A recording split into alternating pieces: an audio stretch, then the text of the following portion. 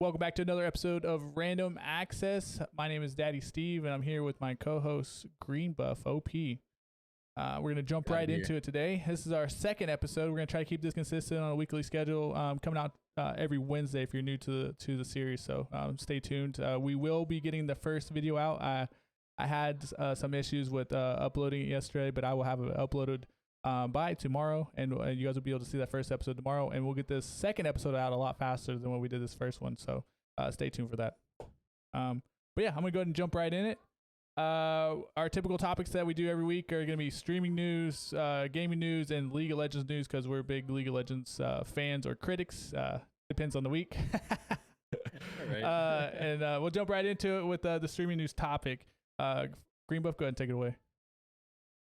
So tonight, the first streamer news topic we got going on is going to be DMCA issues. Have things settled down? Because I feel like I haven't heard a whole lot about it recently. And I feel like it's kind of just been swept under the rug a little bit. Although at the same time, you still have to be wary of it. Because I think I've noticed even my clips, I mean, you can delete it like within like 5 minutes of them being made if they have music in them. Oh yeah, that is true. That is true. And I don't know if you noticed this with DMCA issues, man, but Twitter has been cracking down on DMCA a lot lately, like very severely, like to the point Twitter? where Twitter, even Twitter, if your videos have like audio that is like copyrighted, then they're like suspending or even like perma banning your account. Oh my god, Twitter, dude. Twitter, yes. Right. People are like super paranoid to post content on Twitter that has any type of music audio in it because they don't want to get DMCA. So Twitter's even jumped in on this game, and it's getting kind of severe. So I guess that answers your question a little bit. Has it settled down? I don't think it has, man. I feel okay. Yeah. Then with that, yeah, I don't think it's settled down. My feed just hasn't had anything in it regarding that. So I've just been like, man, like. F it a little bit. Like I've been playing music. I'm not gonna lie, I've been playing music. We're deleting the bot after this, boys and girls. We're deleting the bot. No. I would say user beware. Just be careful because YouTube's had this going on for a long time where obviously you get copyright strikes, or they mute your video, or they don't even let you post a video at a certain point if you don't have the rights to it, or you lose all monetization. They allow the video to go through, but the monetization on the video goes to the copyright owner. So there's a lot of different ways that YouTube handles copyright issues, but I don't think it's going away anytime soon, and I think it's actually going to be probably more severe. And there's a BlizzCon story. We're going to talk about BlizzCon news later in the show, but there's a specific story about DMCA that I want to talk about. It's freaking hilarious. Yeah. I was actually looking up some DMCA stuff. I think I know what you're talking about. Right. that drives home the point on DMCA. So we'll get to that shortly. But yeah, I think it's here to stay. If you're a fellow content creator and you're not sure, I think there's tools on like you just Google like copy. Is this music copyrighted? I think there's a way to like scrub the music before you put it into your content to find out if it is or not. There's a lot of non-copyright playlists out there too. If you have Spotify, it's easy to find just typing non-copyright music.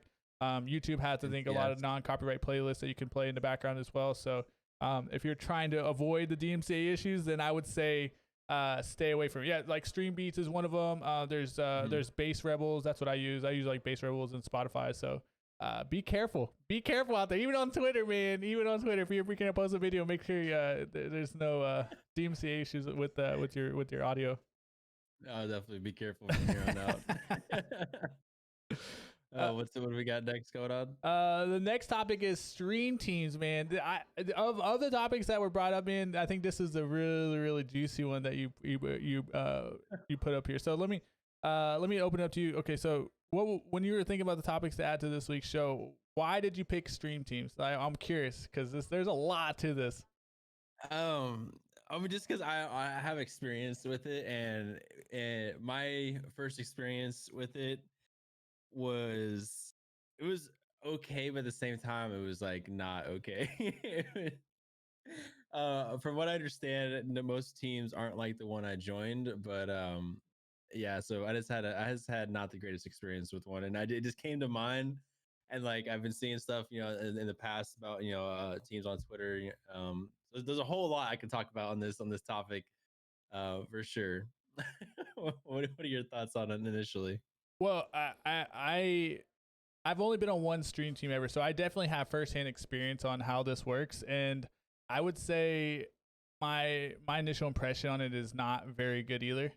I would say there's definitely issues with stream teams, and I think they have to be offering a hell of a lot for them to ask you to do a lot of things, and at the end of the day, you kind of wonder if they're worth it at the end of the day. So Yeah. I can start off by just telling you my experience, and then you can share yours if you want, or how do you want to do it? No, yeah, keep going. Okay. So I want to say back in 2019, I had an opportunity posed to me via Twitter. So this group reached out to me, and they asked me to join their stream team. And again, I had been solo for a long time, and I've had other people ask me to join stream teams in the past, and I kind of politely declined in the past because I didn't really see the benefit or the necessity, like what necessitated me joining that team. There wasn't really a positive to be had from it. I mean, in situations, in my opinion, when you join a stream team, there's got to be like something to add value to what you're already doing. In addition, you're adding value to the organization by being part of the organization and helping promote the organization. But conversely, they need to be giving you something in return. And I never saw like the return value on that. And so, you know what? I was like, I can't keep criticizing these stream teams from the outside. I was like, let me go ahead and just jump in and see what they got to offer.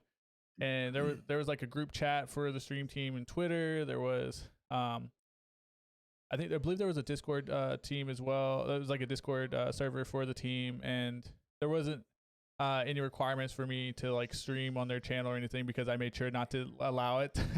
That was like my stipulation. I was like, if I'm going to join this team, like I'm not streaming on your channel. I'll promote you guys. I'll support you guys on all your social media stuff, and I'll make social media posts if I need to. But I'm not gonna stream on your channel. I don't see the benefit in streaming on your channel. So I didn't stream on the stream team channel, which they agreed to. But over time, I just felt like it was something where they were having you join, and you were helping promote them versus them actually promoting you or making you like popular. You know what I mean? So it wasn't a bad experience. Like the people I worked with were cool. They're a younger group too, so it wasn't really a good fit. I should probably do my homework a little bit more. So because a lot of them were like Fortnite players. They were trying to get League players to join their stream team because they didn't really have a lot. And two, they were all probably like 6 or 7 years younger than me too. So like the vibes weren't there, the chemistry wasn't there. Yeah. Like it just felt it was just awkward in general for me. And so yeah, I wasn't a good fit for that team. I didn't see the benefit for the team, and I haven't seen any benefits for a lot of these stream teams since. I mean, there are some teams out there that are extremely beneficial to be a part of. But those are like major esports organizations that would make sense to do. Like 100 Thieves is obviously one of the most popular ones here in North America, but there's TSM, there's NRG, C9. Like C9, like there's a bunch of stream teams that are ran by esports organizations that actually have some big clout and have some capital to help give you exposure. But for you to be on those teams, you're probably big already. So I mean, they're only recruiting you to help like stabilize your income at the end of the day. But at the end of the day, I just don't see the benefit of most stream teams. Most stream teams at the end of the day are using you to help promote their own team and further their own agenda versus actually helping you as a content creator, especially as a smaller content creator. What about you? What's your experience? Oh God. So I'm sure you maybe you've heard a little bit about it with like me, like Torchy and Boozy and the team that we were on, but the team, like I said, my experience, like we had like I think there must have been a thing with stream teams like a couple years ago where it was like they had like that page where they wanted everyone to stream on it, right? Yeah, it was like the thing, right? It was like the thing. It was like, all right, which one of us can do it? And like our team was like trying to have a 24/7 channel. Like we had a fucking like Excel sheet that we had to like sign up for slots for each week. We had to do at least 4 hours or once a week, or 4 hours a week. I don't know. It was some crazy shit. I mean, there was a few benefits. Like I got on front page a couple times with them. Oh, that's kind of cool. That's kind of cool though. Yeah, so that was cool. But other than that, I mean, it definitely, like I said, it felt like for the most part, I was just promoting the stream as well as like I felt like it was almost like a not like a pyramid scheme, but like It almost like a feels pyramid scheme, it, bro. it is honestly. Like MLM. It was like recruit these people, then like have them like your like and retweet your shit, like all sorts of Exactly. other stuff. Exactly. And it's like I don't know. I just felt like it was so much like fake and artificial stuff, and then there was some weird. I don't know. The team I was on, there was some sketchy shit going on too behind the scenes. Like they're getting people partnered and stuff that like didn't like they weren't doing anything. Oh So damn, it's really? yeah. So like they said like they had a what was a Ring of Elysium like professional team, and like Ring of Oh yeah, Elysium yeah. had like nobody fucking played that game, Yes, and they said I it was know the game. a Their professional game was team and like that. their game was So they got like a drop. It was like it had a spark for like a day and then it was dead. Yeah, I know yeah. exactly what you're talking about. Exactly, and it just didn't survive at all. But like they basically like made it so that some people they could get a partner by being like a an official esports player. Like what I'm saying, like so they Yeah, did yeah, that, yeah. and then like they were doing that, and they did it like with Brawlhalla as well and stuff. Dude, I And it was just actually saw that with another person. He streamed a lot of Ring of Elysium, and then he became partnered through the org, and he never was even mhm, close to like the viewership requirements to even get partner like without like exactly, the org. That's so grimy in my opinion. yeah, yeah, So and it's just grimy. I just the biggest thing for me was just like the channel they wanted you to stream on and like all this other stuff they wanted you like to dedicate your time to and like trying to be like artificial and stuff and like they had the whole like multi-stream thing like here pull up everyone's streams and stuff and it's just like bro what the fuck you're essentially What just the view hell? botting each other like Oh what yeah, the fuck. that's. I mean that. I mean, I guess that was a fad, right? Because I feel like they've died out in recent years. I mean, they're still around. I see them on Twitter from time to time, like all Mhm. these little esport, not esports, but all these streamer like teams like still going on. Yeah, But I feel like it's kind of died out a little bit. It's kind of been played out a little bit, but I feel like they always prey on the young too. The young people, like the younger you are, the more likely you're going to be on the stream team. You know what I mean? exactly So and like then I one just feel like other thing to that's irritate so is sleazy, dude. It's so it sleazy. really it really is but like Because they one of don't the other know any things better. like They don't know any Twitter. better. They don't know their worth. They don't know what they're actually doing. They think they're part of like a greater cause, and they're just gonna take advantage of it. This feels bad, dude. It feels bad across the board. I was gonna say what on Twitter as well. That you always see people like I feel like almost like people grinding for a Oh team. yeah, yeah, yeah. I was like grinding for People, this team, grinding for yeah, that team. grind. I was like, oh my I god. felt like honestly to me, I've as a person that would view a stream, I feel like that would like it would almost like push me away. Almost like if someone was like partner push and it's like, bro, you're averaging 10. It's like Yeah, why are you doing a yeah. partner It's push? the same shit. You're right. It is. That's The type of terrible. thing where it's like it's like I feel like it's like wow, I don't know. It's not for me, but I don't want to stick too long on this topic though. But I knew this one was gonna be the longest topic though of all of them because man, that is actually insane because like it really is though. It's like okay, so what are the pros for? We've talked about how terrible this is and how much of it is like a benefit for the stream organization for the streamer team okay, organization. But what's the positives from this? Like, is there any positive. positive at all? Positives, yeah, absolutely. There are some positives. You can definitely get some networking in with some meet some other streamers. And you guys can play games together and help each other out. It's just like within those org stuff, it's like anybody that had like it was just like there's definitely like a hierarchy almost of like some shit and like that shit Very much so. almost like cliques and within the team Puke. and but yeah so there's some pros to it though like I said you can network you can meet some really good people and get some good connections it definitely does have its positives especially if you're in within like a good team that doesn't have like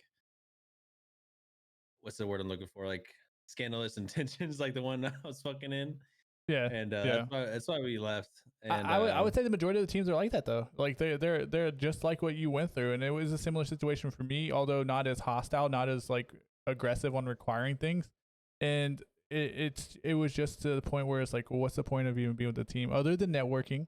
I mean, the networking is huge. I agree with you that I would say that's probably the only thing that it brings benefit because if you're a brand new broadcaster and you get roped into like one of these stream teams it helps you network like 10 times faster than what you probably could on your own, especially if you're newer. So there is a benefit from the networking. I can't take that away. And networking is extremely important. But again, you gotta. Oh, good. Sorry, didn't mean to cut you off. No, good. No, I was just saying if you're a new person and you are joining one, I would just put in the clause that whatever you sign or whatever that you join to say like I don't stream on their channel. just there's no real big benefit to it at all. I mean, unless they're bringing in a ton of viewers. Like I guess if they're bringing if they're bringing in a ton of viewers and you're streaming on their channel, I can see the benefit there because you're getting additional exposure that you would otherwise see on your channel. But that's not usually the case. That's not usually the case with the stream teams' channels. They're not that great. That's why they want you streaming on their channel because they're trying to get bigger. You know what I mean? Yeah. Like, do you see? Then, like, they want you to sub to it too, and it's like all that's definitely like. Oh, they want you to sub to it too. Oh my god! They want to sub to the channel. There's a giveaway at like 1,000 subs. They're doing like a PC giveaway. Oh my god! It was like it never got. I don't think it ever cracked like 50. OMG! Because like nobody wanted to like nobody's because they're basically like they want people's communities like to come there and then like yeah I love you then like sub to them on another channel. Yeah, it seems so artificial. It seems extremely artificial, dude. This wasn't right. That's crazy. Right. I did not know you had to sub to holy. Because okay, I'll be. You didn't have to. But it was encouraged. It was encouraged, right? It was definitely encouraged. Ugh. Okay, so full disclosure, like we did have Vanquish reach out. Hold on one second. My daughter is calling. Yeah, one second, guys. Hey, a live podcast right here, baby. Wait. Yeah, sorry about that. She's asking me a question because she's getting ready for bed right now. So you would have to sub. You would have to, well, not have to, but you're encouraged to sub. You had a requirement to stream on their weekly. How many days a week? It was at least like it wasn't even 1 day a week. It was 4 hours a week. So 4 hours. 2 days, 2 hours. 1 hour here and there. Whatever you really wanted to do, but it was just really inconvenient. Yeah, that's it seems okay. So so I had actually like folks had reached out to me to look about my interest about joining that team, and my reason for never joining them was because of the requirement of streaming on their channel. I was like, hell no. I was like, what do I get out of it? What do I get out of it for streaming on their channel? Like, what's the benefit for me there? And there was no answer. There's no like response to that. There's like, we don't know.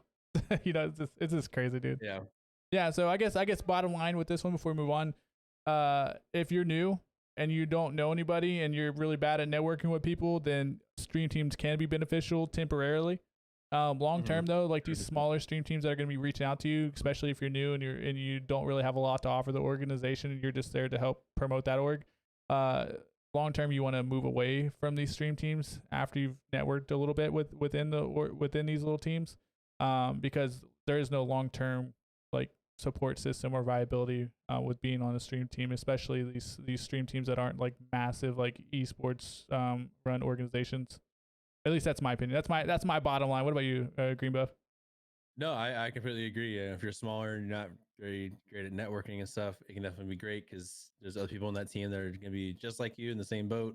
They want other streamers to play with, play games with, kind of get those co-streams going on. So it's trying to grow together. So it's definitely beneficial in that aspect. But like you said, just I would if you ever join them, just make sure you let them know I'm not going to be. Yeah, I mean that goes back to knowing your worth. Like you know what, like you negotiate. This goes back into like the job market too, which we could talk about another day. But just like when you're looking for a job and you negotiate your salary, you negotiate like working if the job allows it, like to work from home or work at the office. You gotta negotiate. Know your value as an employee. Know your value as a streamer as well. It's like, no man, my time's valuable. What do I get for those 4 hours a week? So okay, I didn't get shit. Hey, you learned a lesson though. You learned a valuable lesson. You got something out of it. I learned a lesson. I got something out of it.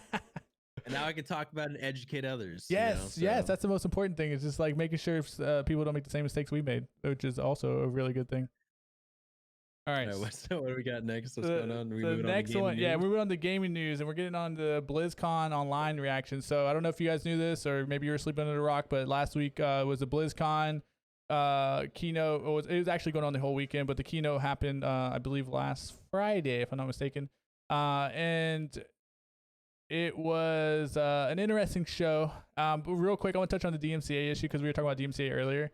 At the end of the keynote, of the opening keynote speech and the opening day ceremony, they had Metallica play. And if you were watching the event on Twitch, they muted the audio very quickly, and they played some non-copyrights weird music, like folk music, over top of the non-copyright music. It was absolutely hilarious, dude. Are you serious? Yes, I need to see if I can find it. It was insanely hilarious. Like, where is it at? I was cracking laughing. Like, Metallica's over here jamming out, and they're just playing like a xylophone. It sounds like it's an instrument. Oh my god! I didn't actually watch it, so like I had no idea. It was so. I wish I had the clip. About it, I'm looking for it though. Hold on. Let's see if I can find it real quick. I'm trying to find it because it was I literally was almost in tears watching it. It was too funny. It was too damn funny. If anybody has a clip, let me know. But man, it was so good. Let me see if I can find it on Twitter real quick. What were your impressions of BlizzConline though? Why I look for this clip? So that I'm not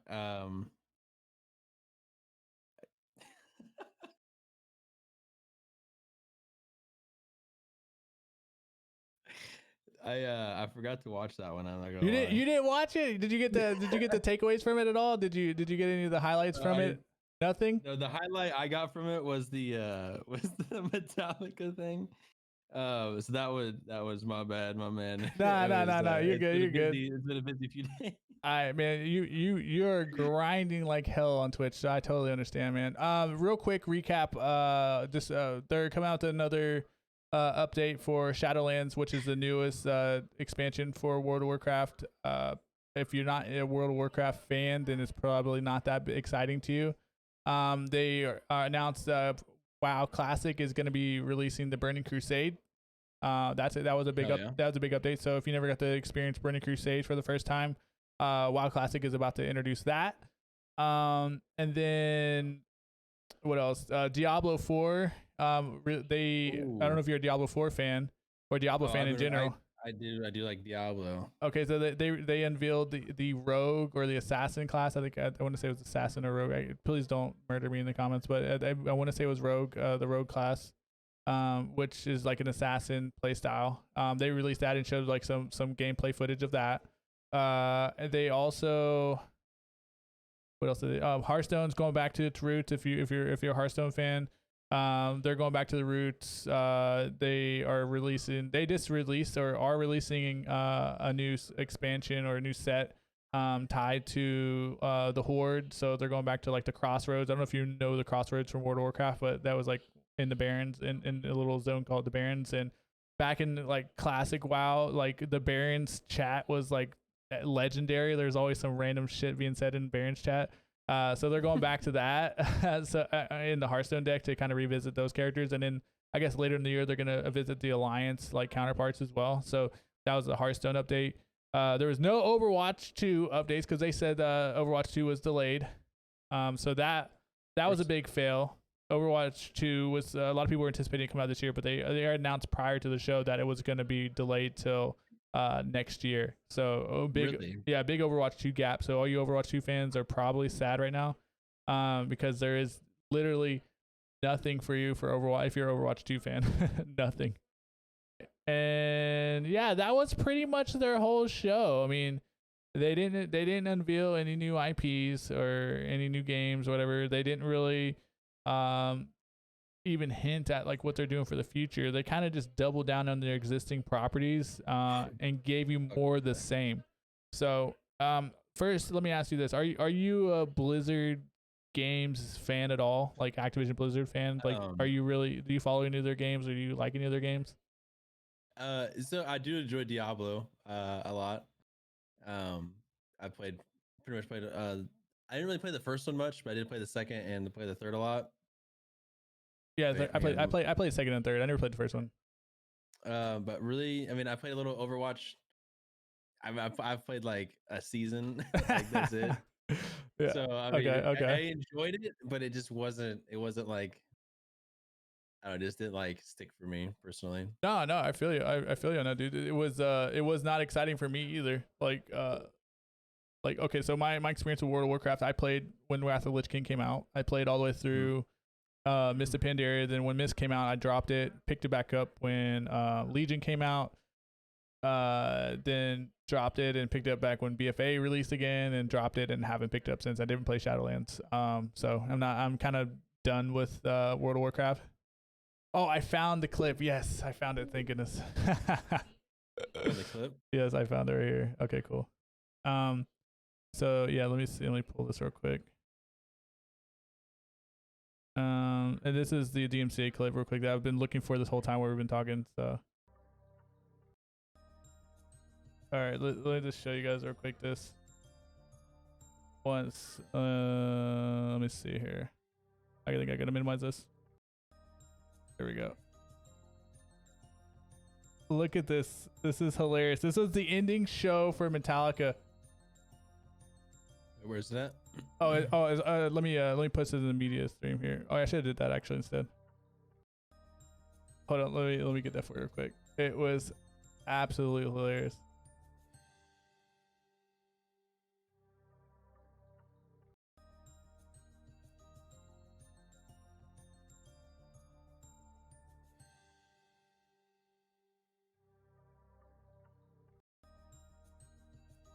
Wait, can I move to the top? Yeah, let me move this to the top.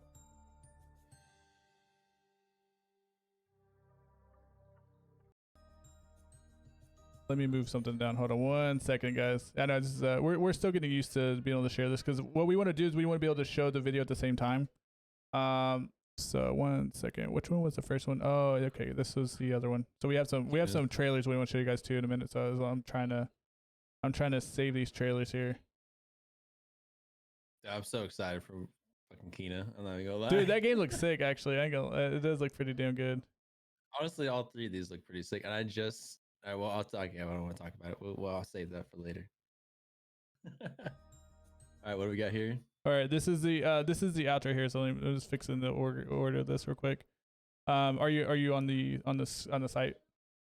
Yeah, I'm on the multi. Okay, let's see if you can. Stream. Can you see it now? Mm-hmm. Okay, this was literally what they were playing over the Metallica music, dude.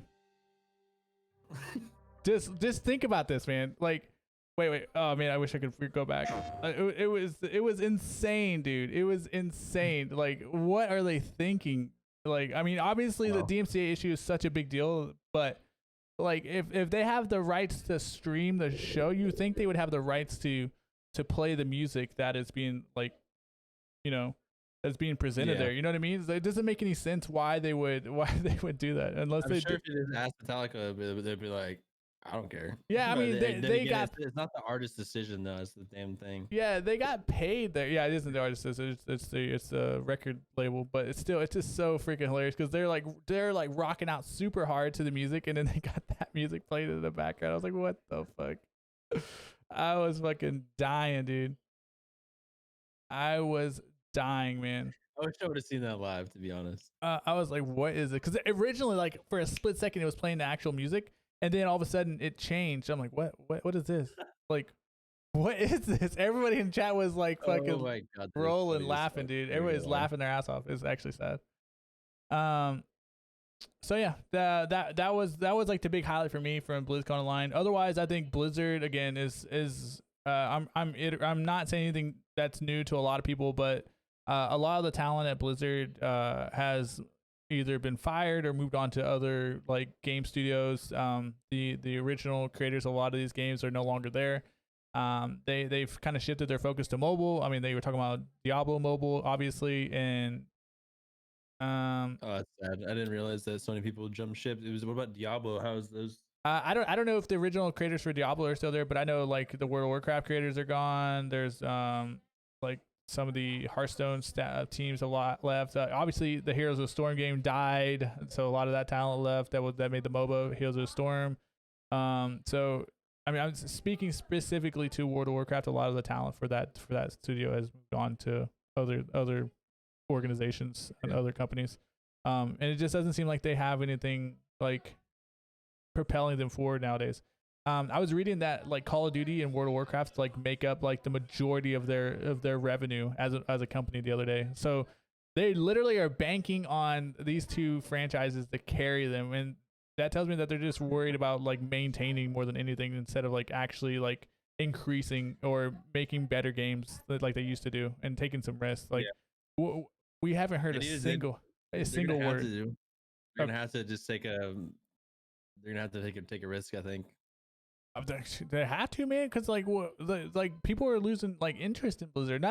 Maybe not faith, because Blizzard still makes some of the most polished games out there. They have some of the best cinematics in the game. But how much does that carry your game? You know what I mean? You'll get initial interest, but long term. They're being outshone by Riot so hard right now, bro. It's dude, when Riot finishes their, we're gonna be talking about the Riot MMO in a minute. But man, when they finish that eventually, which will be many years from now, but you could see them overtake them for sure. Yeah. It's crazy, man. But yeah, BlizzCon was a big resident sleeper for me. And GreenBuff didn't even care enough to watch it, so that tells you how much we cared about the show. Oh my god, that's our reaction, topic. Baby. The next topic isn't technically gaming news, but we wanted to include it because so Chronic said, why are we talking about anime awards and gaming news? Because the anime is ingrained in the gaming culture, whether you like it or not. A lot of gamers are also anime fans, and also a lot of anime turn into video games. So it is part of the gaming culture. So yes, it is a little bit of a stretch. I know not everybody that plays games watches anime, but I would say there are more people that watch anime and also games than not. So that's why we're including. Plus, it was a big event that was on Twitch as well, which is I guess that would be like streamer news. So maybe instead of gaming news, it'll be streaming news. But still, it was a award show that went on last week, and GreenBuff actually co-streamed it. So what are your thoughts on this? I had a great time watching it. I caught I missed like the first like 3 awards, but then I went back and watched them after the fact.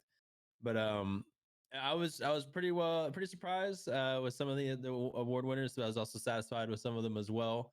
I called it on a few of them. When the best outro, as soon as I was like before it even said any of the animes, I was like Jujutsu Kaisen outro from like the first one. Agreed.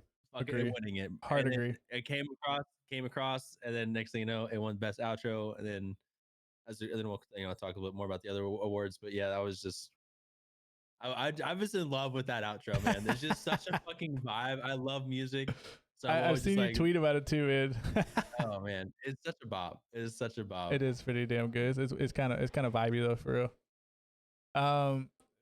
My impression of the show, I feel like they left out, or the categories, like the nominees is what pissed me off at the end of the day. I feel like there was nominees for certain things that should have been there, and yeah, there was a lot of snubs and the nominees with some of my Black Clover is a huge one, like missing completely. But even Attack on Titan, like I don't know if it's because it's the timing of Attack on Titan when the episodes aired and when the show was like the criteria, but Attack on Titan was missing. Jujutsu Kaisen was included. True. Attack on Titan. True.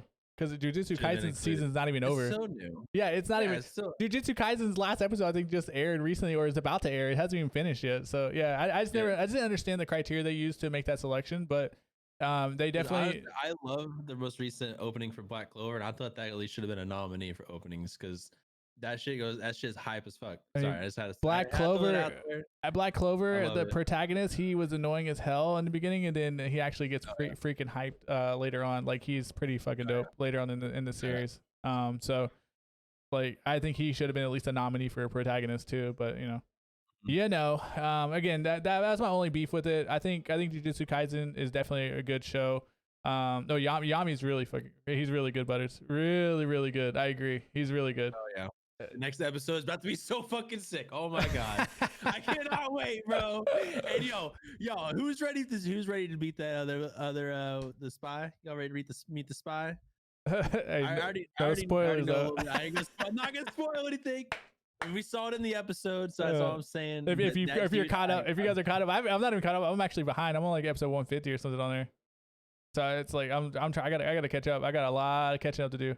Oh yeah, Demon Slayer movie coming out soon too. They did mention Yes. the Hey, award show, but they didn't, unfortunately. season 2 You was know, announced for Goblin Slayer as well, buddy. Oh yeah, I love Goblin Slayer. I love me some Goblin I Slayer. haven't seen that. You should check that out. It's really good one. Demon Slayer season 2 is hype as hell.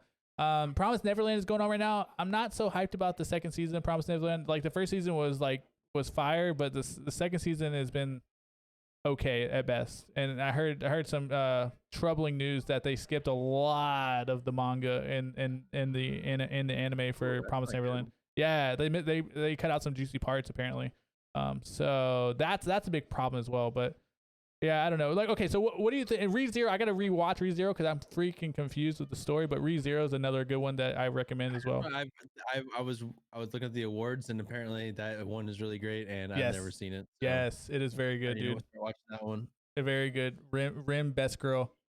Rim is best girl. That said, it looked actually pretty good. There was something about a spider or a slime, I think. Oh yeah, I saw that too. Like I got turned into a spider or something like that. Or yeah, it's like one of those. Yeah.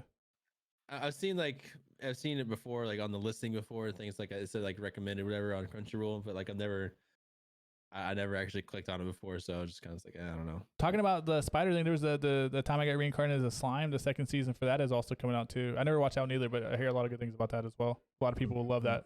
So that's another one to check out. But yeah, we may have some more anime discussions here in the future because I think GreenBuff and I are pretty. Yeah, I want to make another category for sure, or we could just put it in. We could just put it in anime news. Who cares?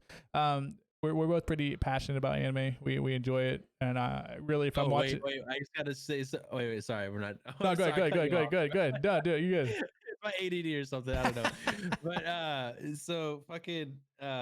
I just want to say I got really hyped about the My Hero Academia winning best fight scene, right? Best fight. Yeah, best fight scene. That was a good one. That was good. Deku versus Overhaul. Oh, I honestly thought Deku. I know not Deku, but Overhaul. I know we discussed this like when I was watching it on the stream, but Overhaul best antagonist. The best antagonist. Wait, who won that one? I forget who won that one. It was Ryuman Sukuna, whatever. Oh yeah, and I agree with what you said too. You said that like he was we don't know too much about him, or he's barely been introduced. So how could he be best like antagonist? Which makes sense. He hasn't done much, you know. Yeah, exactly. Other than like have his presence be around, people are like, Well, I mean, he does do a pretty epic thing early in the series when they're at the prison. Do you remember? I don't want to spoil it for anybody, but okay, yeah. I know, like we've seen him do some badass shit. I feel like, but I just feel like I don't know. I really like Ryuman Sukuna 100%, but I just love. I agree with you. I agree with you though. Overhaul was definitely a way better antagonist as of right now, anyways. So yeah, agree with you on that for sure. All right. Any other thing? Awards? How'd you feel about the Jujutsu Kaisen winning overall? Like I said, I like the anime. I don't like that it was even nominated for like anything because it's not even done yet. And I feel like they need to define those rules ahead of time next year to make me feel a little bit better. There's a lot of anime. I thought I was a weeb, but man, there's a lot of anime out there that I've never heard of before in my life, and I'll probably never watch in my life. I'm not a slice of life type of guy. What was that one? Yeah, I cannot do slice of life either. Like what was it? Something Isaacin. Like I kept seeing that one nominated for so much shit. I'm just like, what is this about? Like it's like some little kid just like walking around, causing mayhem or something. I don't know, but it looked Resident Sleeper, dude. Honestly, I was ready to fall asleep like looking at those nominees. I'm like, kill me now, please. Dorohedoro is weird as hell. Oh, Butter said no anime better than Jujutsu Kaisen. Jujutsu Kaisen better than any anime in 2020. That's debatable. For sure. Debatable. You know what anime I need to finish watching is like Doro, I think. That's crazy. That anime is weird as hell, dude. Bro, I'm pretty far into it. I think I just need to finish it. I think if you're on some psychedelics or something and you watch that, you'll really be tripping. You'll really be tripping out because that's how weird that show is. Like, you take some shrooms or something and watch that show, you'll be losing your shit, dude. It's so weird. Yeah, Dorohedoro is it's actually really good. I haven't finished. I need to go back and finish it, but it's really good. I watched like probably like 7 or 8 episodes, and I like it's a terrible world that they build this story in, and it's just so good. It's gritty as hell. It's gritty. Definitely check it out. I kind of like some of those darker animes. Yeah, like, that's my favorite type. That's my favorite type. Darker. Death Parade. Which was it? Death Parade. It's like only I haven't seen that one. I haven't seen that one. I heard that's a good one too.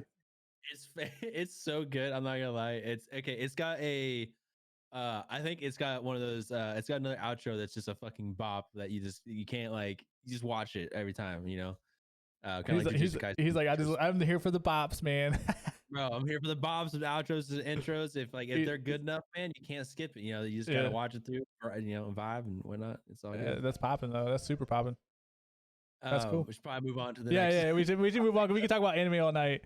Okay, so the next one is real quick. I just wanted to make a quick touch base here. There's not much to say other than just letting you guys know. But today, Paramount Studios announced that there's a Halo production in process of being released, and it's going to premiere on Paramount Plus. It's their new subscription service. So yet another subscription service to have, and you will only be able to watch the Halo movie or series. We don't know what it is. I couldn't find out if it was a TV show or if it was a movie or what, but they're making a live action Halo, which is obviously long overdue. And that will happen on Paramount Plus, and we're still trying to find out more details on that. I think Paramount's doing like a press release later, I think at the beginning of March, so we'll find out more news then. But for now, we just know that Halo is coming out with a live action series, most likely movie, most likely a TV show, but could be a movie. And that's because it's being produced by Showtime, so I'm assuming it'll be a show. Ooh, Showtime. Yeah, Showtime. I feel like it'll be a show. And it goes back to the whole thing of like all these things are becoming live action. All these gaming franchises are becoming live action series. It's kind of crazy, man. They're running out of fucking ideas. They're like, all right, let's get into some of this other shit that has tons of It's lore. true though. It's so true, man. It's so freaking true. I'm just ready for Riot to announce a Netflix series. They already have a the Netflix series. anime. They have the animated. Oh, you're talking about live action series. Maybe not even like live action, but I'm like, They have an is the animated anime series in gonna the be on works. Netflix? You know that, right? Netflix.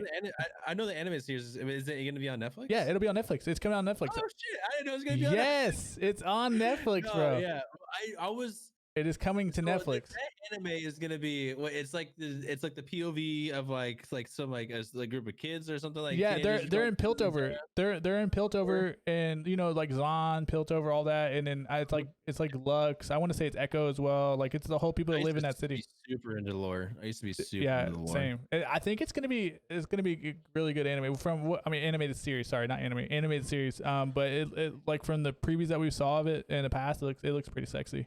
And then obviously, we announced last week that Dota's has an animated series in the works too. Oh, yeah, Their animated series is dropping in March, dude. They've been closed-lipped about this forever, and they let the secret out this month. It's coming out, I think late March. So if you're into Dota 2 at all, that animated series is coming out based on that lore as well. So that's huge. I've never played it. Yeah, I never played. I played a little bit of it, but I'm not really huge in the lore. But that's still freaking dope, dude. I'm still probably gonna watch it too. I'll still probably watch it and then figure out what the lore is on the back end. All right, so the next thing we want to jump into. Butter, don't spoil anything, goddammit. You need to read it. Yeah, I know. You would think. Oh yeah, okay. Butters, don't say anything, man. Don't tell us. We're gonna talk about upcoming game releases. We're gonna look at the trailers real quick. So I have them here. Oh yes, I'm so excited. All right, so the first one that we're gonna be discussing is Kena Bridge of Spirits. I saw this at I want to say Game Awards. It may have been something else too, but we'll check this out right now. So stay tuned. Random access premiere. All right, here we go. Here's the trailer for Kena. Am I able to full screen this? Yeah, you can. It's in the right top corner. You should be able to. Okay. This game looks amazing, honestly. I know you are kind. It's sort of like a very small studio. You sense the power that flows through this land. The animation's on point. The art is on point. You do not fully understand it. I just love like RPG style games. I haven't played one in a little while, so I've just been looking forward to like getting a new one. Yeah, I mean, just the cinematics themselves, man, sells this for me. The visuals are Yeah, it's so good. incredible. Hide your weakness from me. I didn't realize it was coming out so soon. You have no power here. Kena.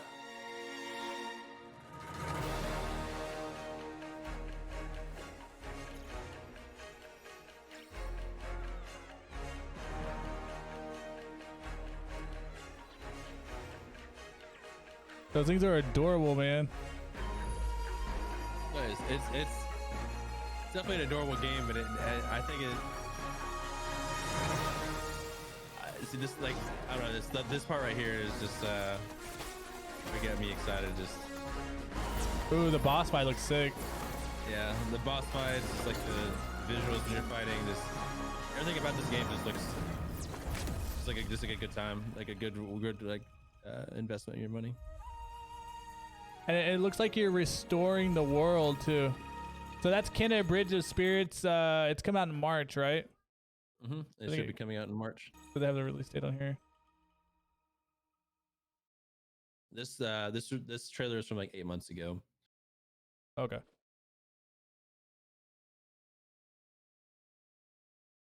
So I think this game has a lot of potential. I mean, obviously we're really dying for game releases right now. So I think it's coming out at the right time. I think it's gonna be a big hit on Twitch, especially amongst the big streamers. Me personally, I don't know if I would ever stream this game just because I know these types of games don't do well for me and my audience. But I probably would play offline, and I could see watching my daughters play this. This is definitely one of those like wholesome games that actually look challenging as well. Yeah, it has some like some Dark Souls light elements to it with those bosses too. It seemed like. Right, exactly. And I love my Dark Souls games. That's for damn sure. Hey, I see the angle. I see the angle, and that's cool. Yeah, that's a good. I like that one. That's cool. I'm definitely. It caught my eye at the Game Awards because I think they premiered it at Game Awards maybe sooner. Maybe it was during like the summer of gaming releases or whatever. But they definitely dropped that the Game Awards. So. I don't know if it'll be on Xbox, but I do know it's going to be on PC and PS5, and PS4 even as well. Oh damn! So it's gonna be on everything, basically. And I'm pretty sure it's gonna be on Xbox, but I didn't see anything specifically there. And like I was saying at the beginning, it is from a smaller studio, and that's one thing I'm really excited for. I love seeing smaller studios that put out like a really great product like this, and then they see them blow up, and then maybe see the next installment from them on even another IP. Like even original IPs these days are so sacred, man, because it's so hard to find like original games these days. I feel like everybody just does sequels of existing franchises because it's the safer play. So any new content out there, I'm loving it, man. I like it. That's a good one. What's our next one that we have here on our list? So this next one is It Takes Two. It's actually made by the same guys that made A Way Out, which is a 2-player co-op game. So I know this game too. I saw this one. This was a Game Awards as well, I want to say. Okay. I know this one as well. Okay, let's check this trailer out. It Takes Two. It should be coming out in March as well, I believe.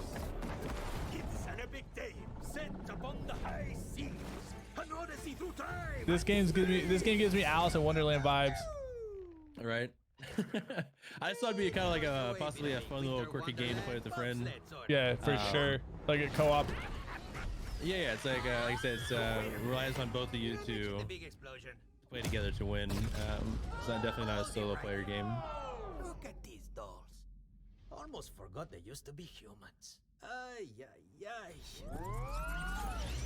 Do you want to know what this story is really about? Huh? Oh yes, I do. Yeah, you had another game that you had to be on psychedelics. Why'd you look like a blob of clay? Wanna change back? Then you need to fix your relationship. Fix your relationship. This is a story of passion. I'm gonna throw up. Hey, it gives me little Big Planet vibes too. Right. Oh, he threw up. What is that? Well. Cloth? Or like, what is that? It's weird. It's like a turd, to be honest. You feel it? I feel stuck.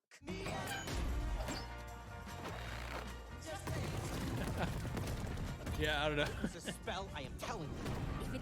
This is definitely a game outside of my realm. Yeah, it looks interesting for sure. When I first saw the trailer for it, it looked a little bit different, but it's definitely still like possibly a fun game to play with a friend. Yeah, for sure. Looks like it has a pretty decent storyline too. Wait, which one of us will be the girl though? How comes you get all I don't know about that. I'll be the girl for you, man. Don't worry, I got you. I mean, you do have more facial hair than me, man. So you know, I kind of lose on that part. Just me and you. Yeah. What are you doing? You're not feeling it? No. Okay. You're entitled to your own opinion. That's oh, March 26th. I mean, that's a cute little like game. I could see that being.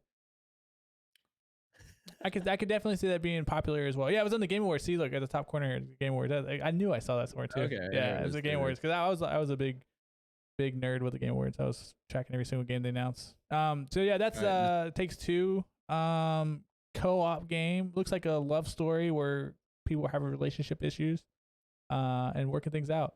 Why aren't you in the classroom? Oh, I know I should be in the classroom. I escaped the classroom. I'll fix the background later. Don't worry.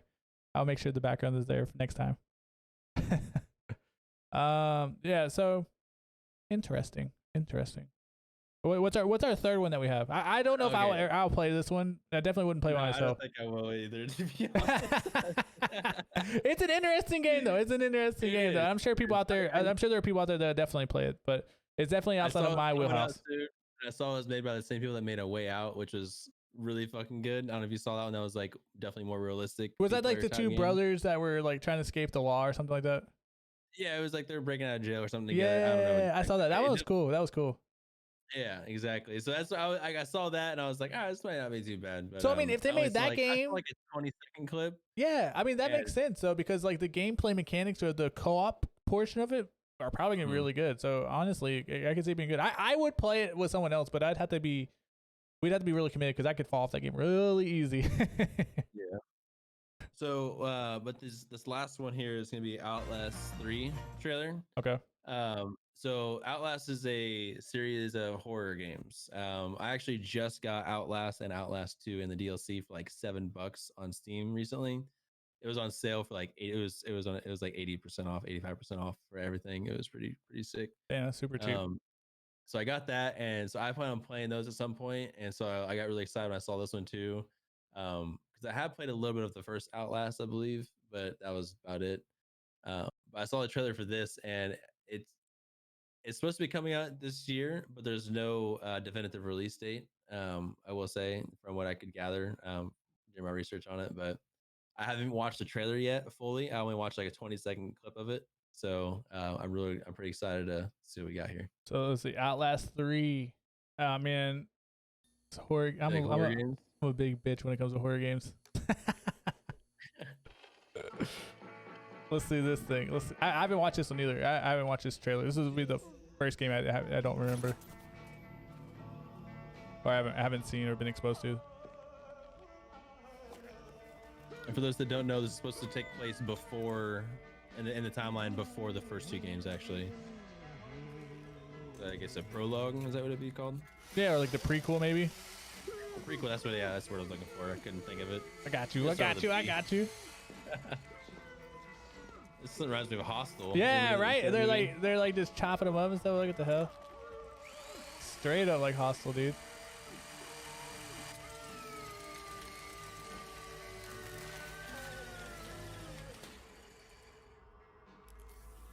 Night vision device fully operational, sir.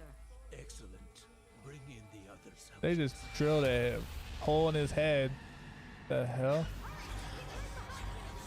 Oh, are they making those creatures?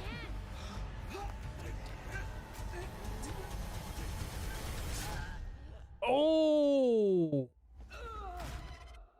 shank through the throat. Oh my god. Oh. Oh, 2021. That's all it says.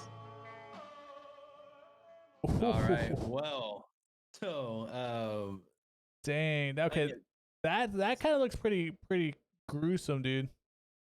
Oh yeah, that's pretty gruesome. Wait, no way. Oh my god, can you click on the Amnesia Rebirth trailer? Wait, there's an okay. Hold on, let's see. Okay, we'll do that after this. But holy shit, I played it. Okay, Amnesia is the first. Okay, sorry, hang on. Okay, I'm getting all over the place now. Okay, let's first talk about Outlast. Okay, yeah, let's Outlast. Let's do Outlast real quick, and then link me the Amnesia so I can queue it up and get ready. So what were your thoughts on that? First off, That game looks like a bunch of jump scares and it's gonna give me a heart attack. So that's exactly what I expected it to be. Is it like they're in it looks like a hospital maybe they're in, and like they're experimenting on the people and you're trying to escape the hospital with all these experiments? It looks like, I don't know.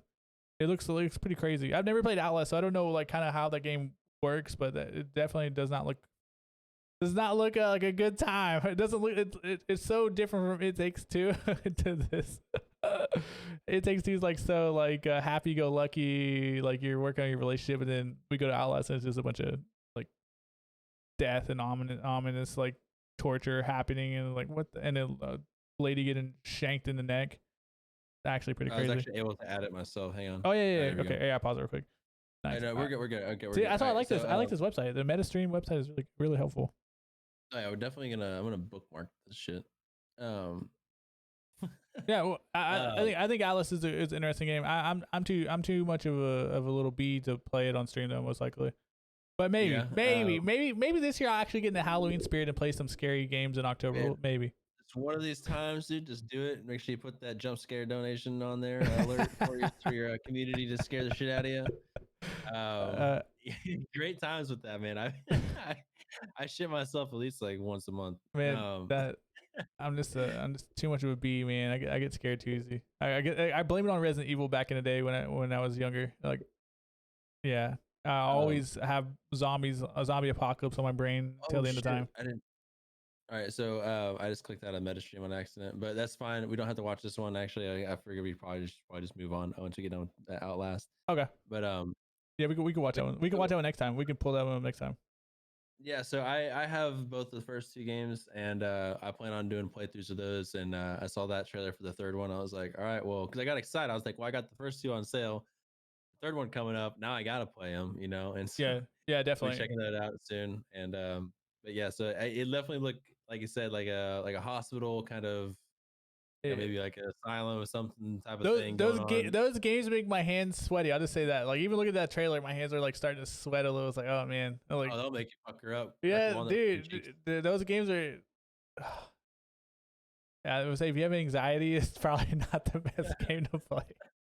I don't have anxiety, but I'm gonna say like for me, man, my hands are like all sweaty from that. Like, oh man. All right, well, I mean that's our games for this week. If you guys have games you want us to check out, let us know. We'll be more than glad to check out games, especially games we haven't heard of. We're trying to expose the community to a few games that we're interested in, and games that are potentially coming out, indie or mainstream games, doesn't matter.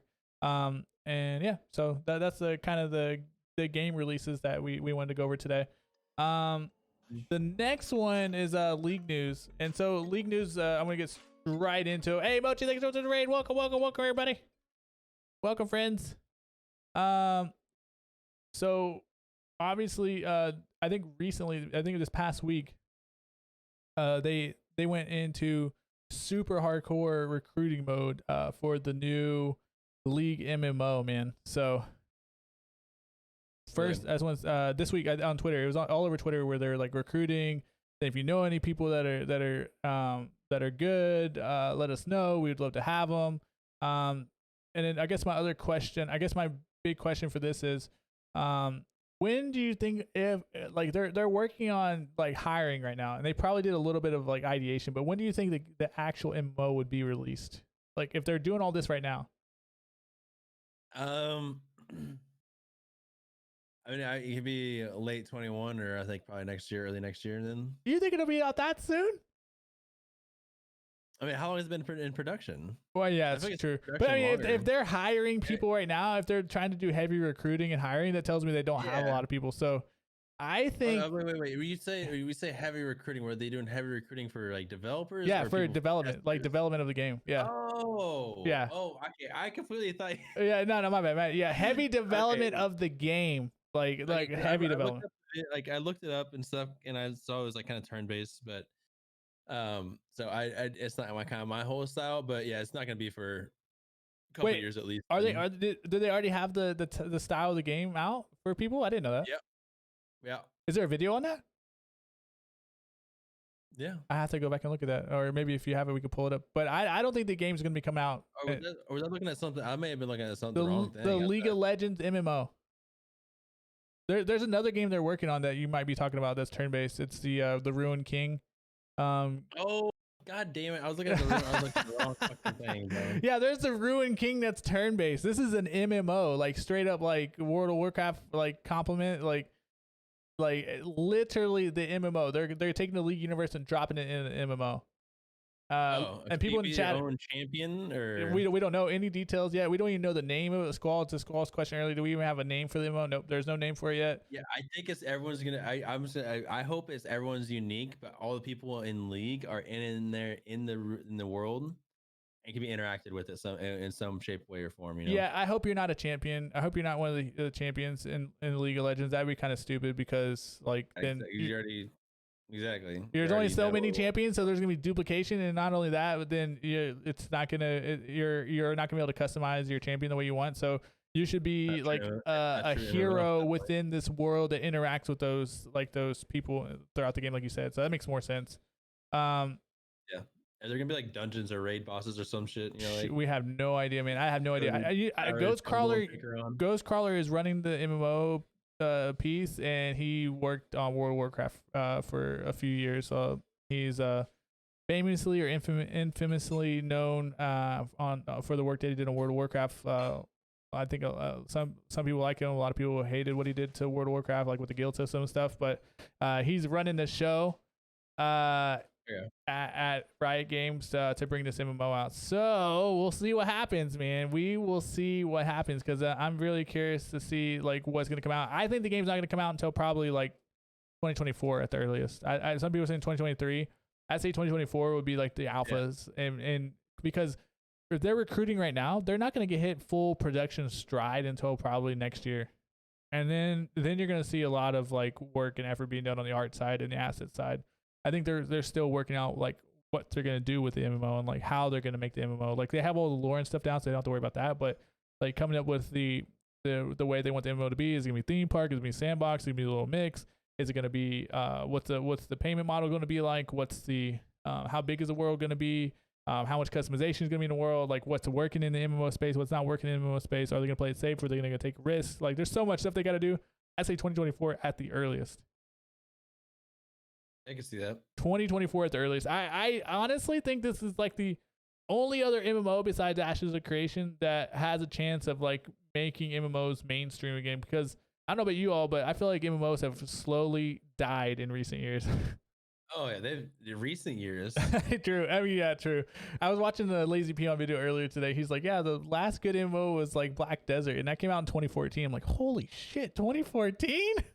Holy shit. Yeah, okay. We're in a big drought right now, basically. For the past 6-7 years, it's been a fucking drought for MMOs. So we need some of these. Yeah, even BDO wasn't good either. Yeah, I mean, a lot of people don't like BDO because it's pay to win, and that's most Korean MMOs. But again, that was the best one that's come out in recent years. I mean, you could say Final Fantasy 14. That was also another good one that came out around the same time. I think it was like 2013. So like we haven't had a good MMO in a long time, in like half a decade, at least half a decade.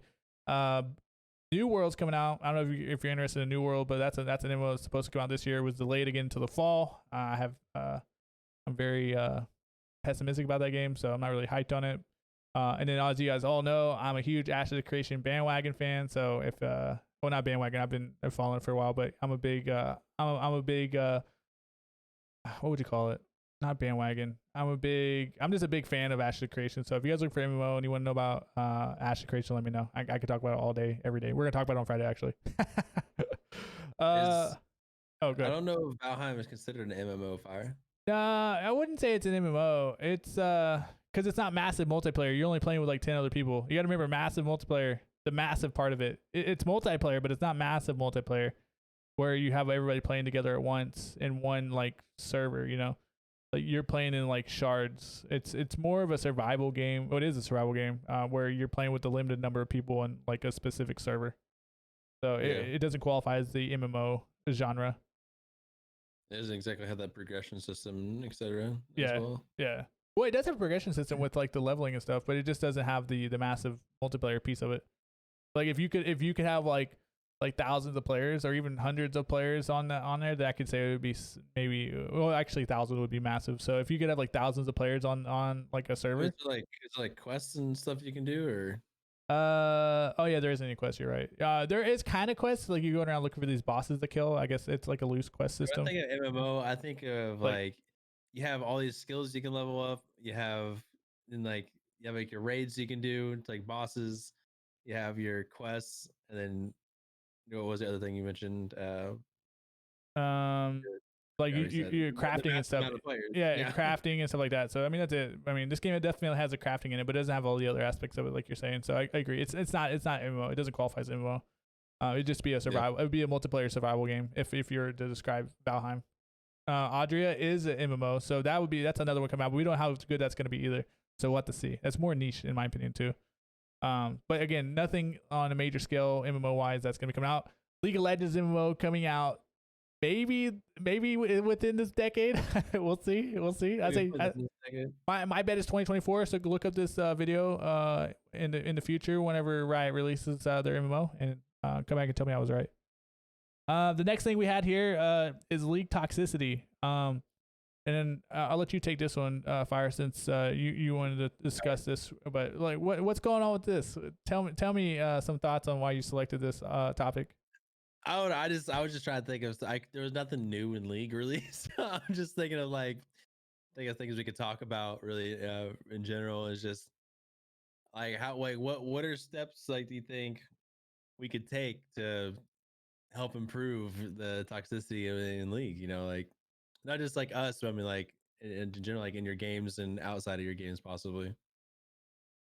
Yeah, I think for League of Legends, we're past the point where like toxicity can be saved, in my opinion.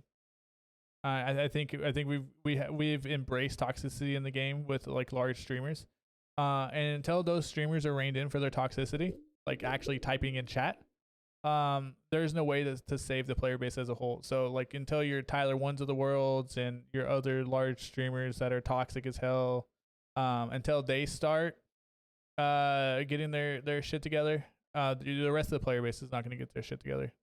The player base looks towards these people as role models, and these people are toxic in every single game that they play, and they are going to be toxic. So at the end of the day, I think if you don't address that, then no one else is going to care.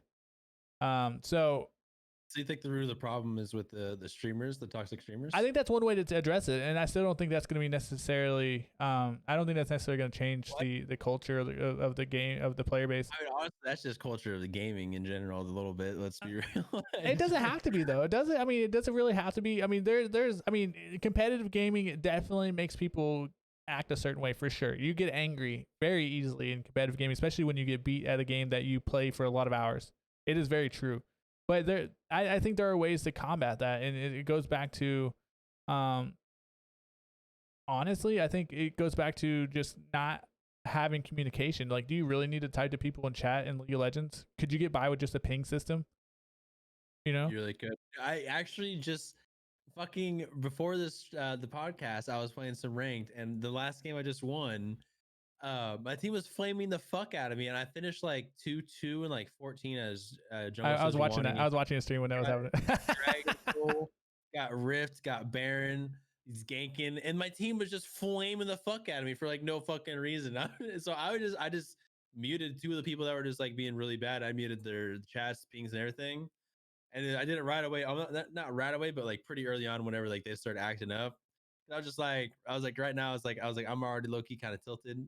And so I was like, I just don't need any extra tilted coming at me. So I did that, and then like I won just fine. I was just vibing and just kept playing. And so I will say muting can be very beneficial. Some people be like, "Oh, you're letting them win in a way," but it's like, no, it's just fuck that guy. Like I don't have to listen to them talk. Like I mean, I think Chris and others in the chat have also said like there's really no way to like eliminate the toxicity in a competitive game. At the end of the day, kids are going to be kids. Yeah, kids are going to be kids, and especially if you have a free to play game like League of Legends, like the toxicity is extremely difficult to deal with because you can ban the account and then just make a new one. you can take a lot of actions to stop someone from playing your game, but they're going to find ways around that to get into the game and ruin it for other people. I think in situations where it's very competitive, the least amount of ways to be toxic, meaning like communication methods, the better. And games like Hearthstone, like where you don't need to coordinate with a lot of the people and it's a one-on-one matchup, there is no typing to the other opponent. You can make like emotes and stuff, but those can be like turned off so people can't see it. But if you look at Hearthstone, like, or any other like competitive trading card games, and yes, those are 1v1s, but they have very minimal communication that you can do with the other person, and then even in the minimal communication that you can do, they are able to turn that stuff off, so you don't have to deal with it. And so I think if League wants to progress further and be less toxic, getting rid of chat at the end of the day would make more sense. Honestly, I was always a proponent for having like voice comms on. Great. Yeah, I mean, I was a proponent of voice comms, but now I'm kind of second guessing that because I've seen what's happened with Overwatch and Valorant and other games, and it's like, oh, it doesn't change anything. Dude, I would love to have public voice. I love VoIP into games, so like I'm full fucking supporter of VoIP, bro. Just like no typing needed, and honestly, I think that might likely. Yeah, I mean, to say something, and when they're actually saying it, you know what I'm saying? Yeah, like that's it's true. easy to actually.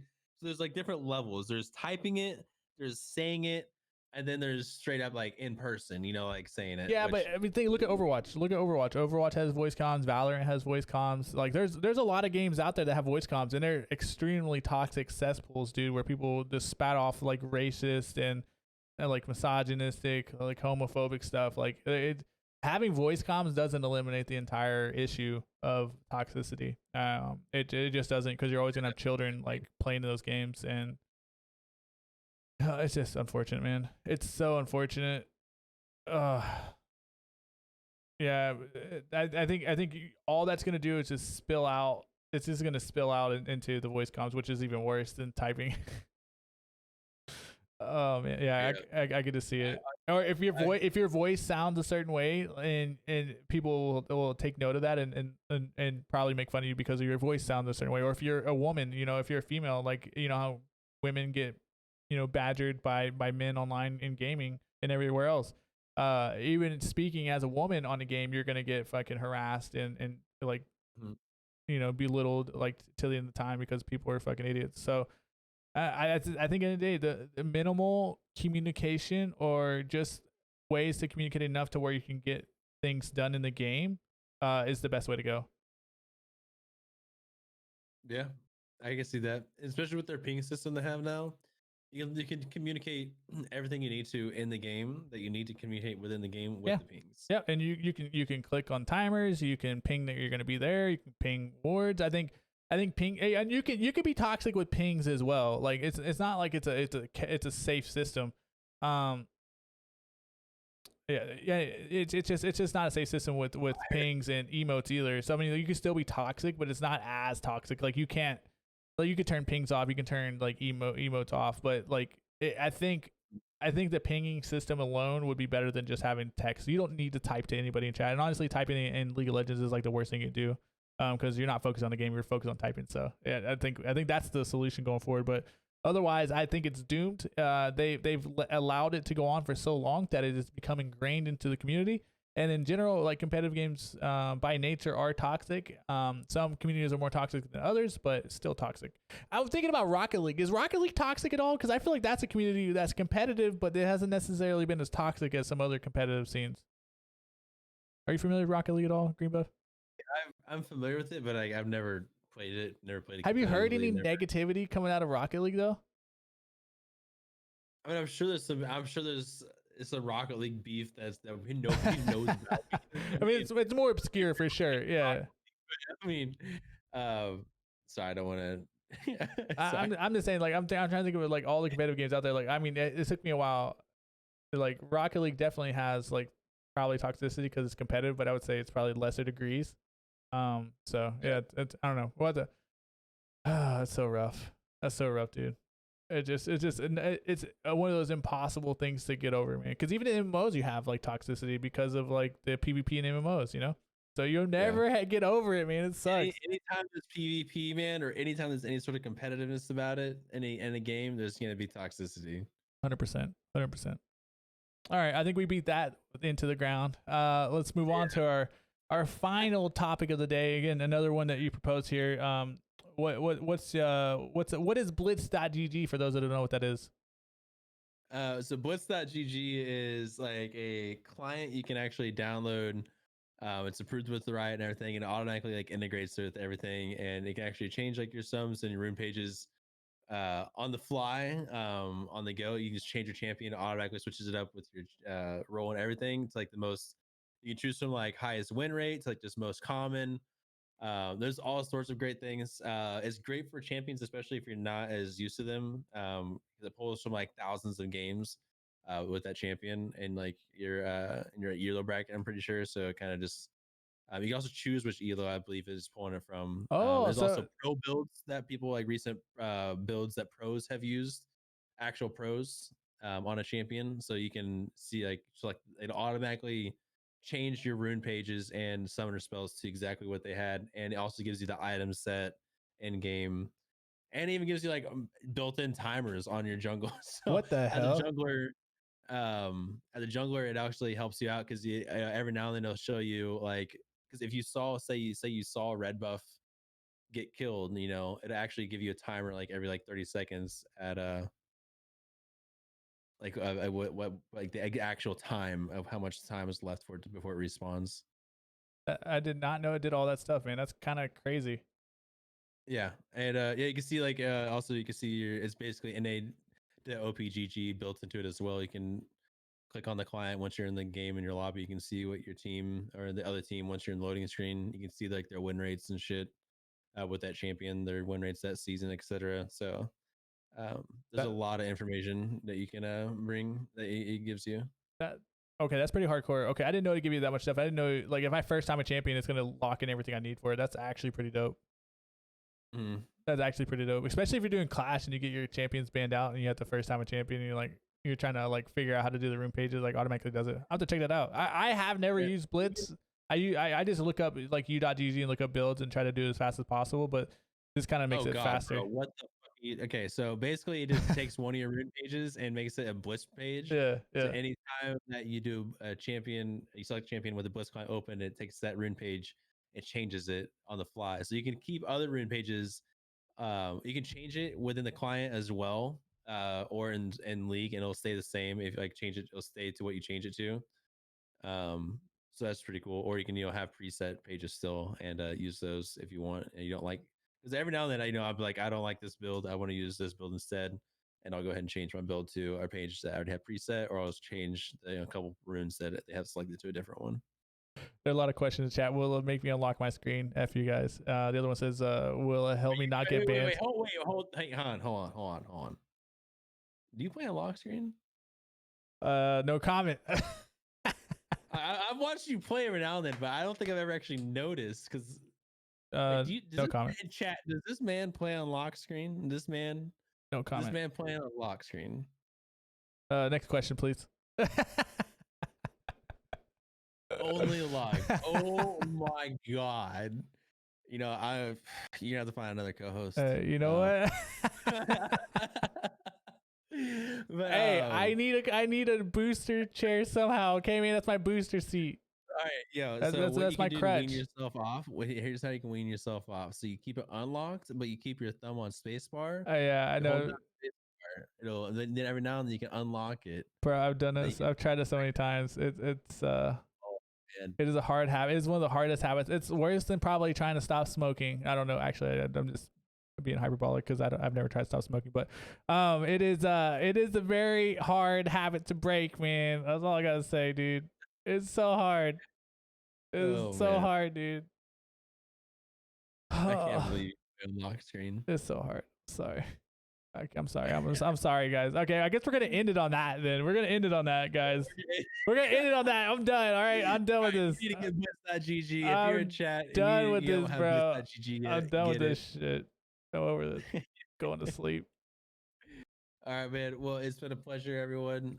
We'll see y'all next week. I believe it's gonna be March 3rd. Oh my God, March! It's already March 3rd next week. Dude, I know, man. Oh, hey, real quick before we head out the Green Buff, I want you to shout out your socials and where people can find you at. Just make sure, because I'm posting this on my YouTube channel, but I want to make sure that people know where to find you. Yes. So my name is GreenBuffOP. GreenBuff BUFFOP. Just OP, the letters. No, there's no OnlyFans, but there is GreenBuffOP on Instagram, Twitter, TikTok, Twitch, and YouTube. Although it's not, I don't think my page is. Yeah, I don't have like any subs, so it doesn't really have the actual link for GreenBuffOP. But anyway, that is me. I played League of Legends and Tarkov for the most part, and occasionally when maybe an RPG. Been a while though, so I've been looking for one. Yeah, we can pressure him to do OnlyFans, guys. Don't worry, we'll work on that. OnlyFans. I don't want to put all the guys on there to shame. You know, I'll hit top 0.01% in like 3 days. And you know, I just don't know if I can handle that. Hell yeah. So I'm gonna let them, do that. Put that as a sub goal. Yeah, 3,000 subs by tomorrow, and I'll let's go. Let's go. All right, you guys heard it here first. You heard it here first. Hey, but thanks, man. I appreciate you joining again as always. We'll be back next week. Hey, we made it 2 weeks in a row. We got to keep the momentum going. We'll be back next week, and we'll try to get a host with I'm sorry, not a host, a guest with us for the next week's show. If you have any topic ideas or games that you want to look at as far as the upcoming games, let us know. Hit Green Buff or myself up, and we'll definitely get that information out to you. If you're watching this on YouTube, make sure you hit that like button and subscribe. We'd appreciate that. We'll have more content coming soon. And make sure you go sub the Green Buff's YouTube as well. But yeah, thank you again. We'll see you next week. Until then, stay classy, fam. We'll figure out some type of outro in the future. But yeah, see you guys later.